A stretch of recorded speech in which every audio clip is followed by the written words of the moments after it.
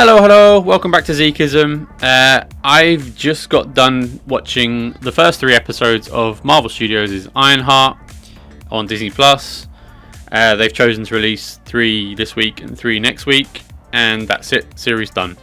So I think that shows an interesting release schedule, very different from the MCU.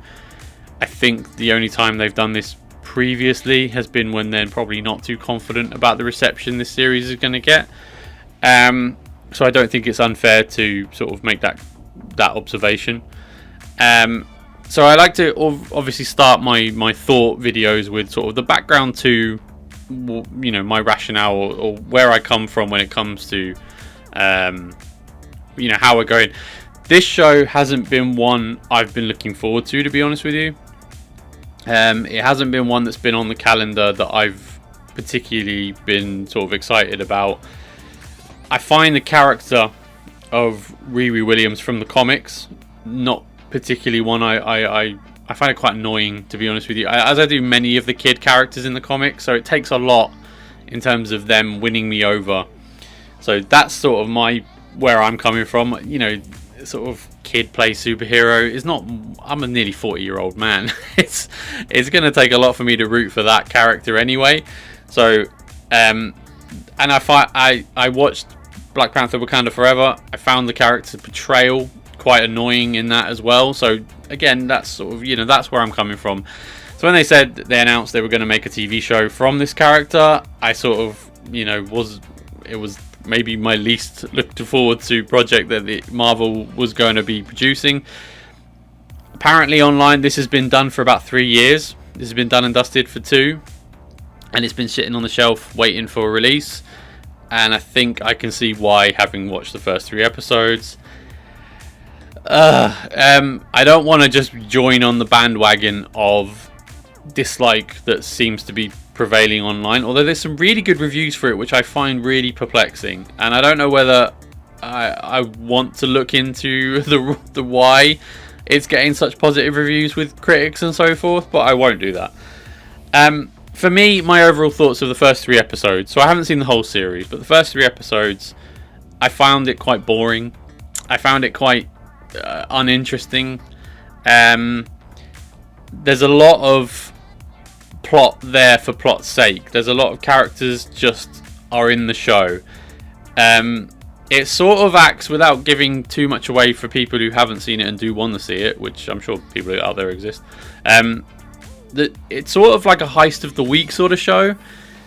Essentially, the show, without giving too much away, the show starts with Riri getting in with a gang of thieves and criminals, and that's sort of the plot of the show, and there's sort of storylines develop as a result of that happening.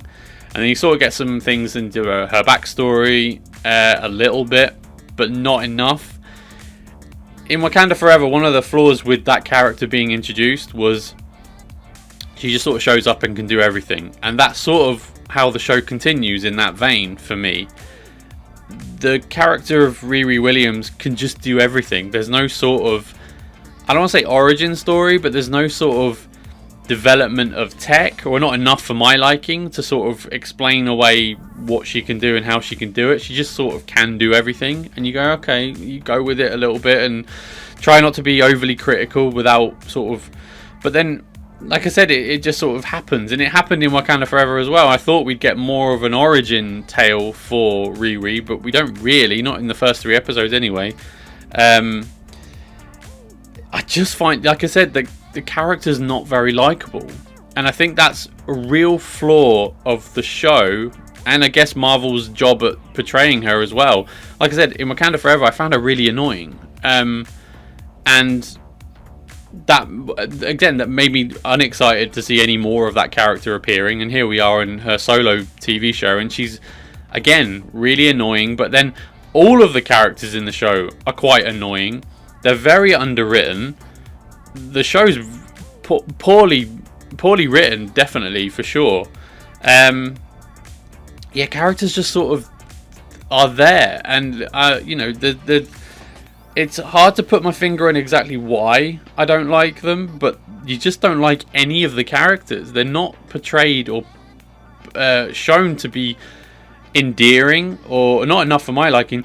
Riri's mum, I sort of have there's an affection there to some extent because she's a doting mother and you can sympathise with that character. Alden Ehrenreich's character appears. You sort of sympathise a little bit with him because he's got a socially awkward sort of I was going to say gene, but no, socially awkward sort of character that he's playing. But then they reveal something about his character in episode 3 that makes you go, hang on a second. Wait, what? And I don't know why they chose that to be a thing. I've got suspicions. I think they wanted to tie this show to Iron Man more so than it probably deserves to be.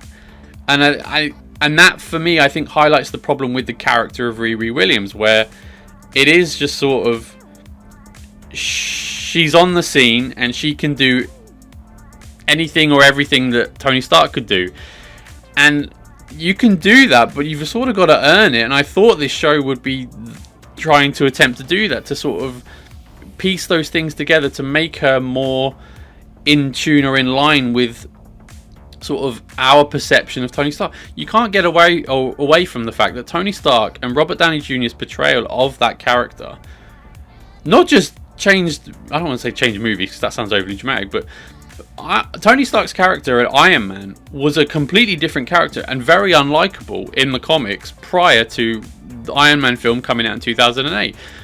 Ever since you've seen any portrayal of Iron Man or Tony Stark since has dovetailed Robert Downey Jr. Now in the comics, ever since that film, Tony Stark is written to be sort of Robert Downey Jr. light, and a bit more sort of cheeky and quippy and you know that, and whether you like it or you don't, that character is immortalized and very highly regarded within the fan base or in film in general.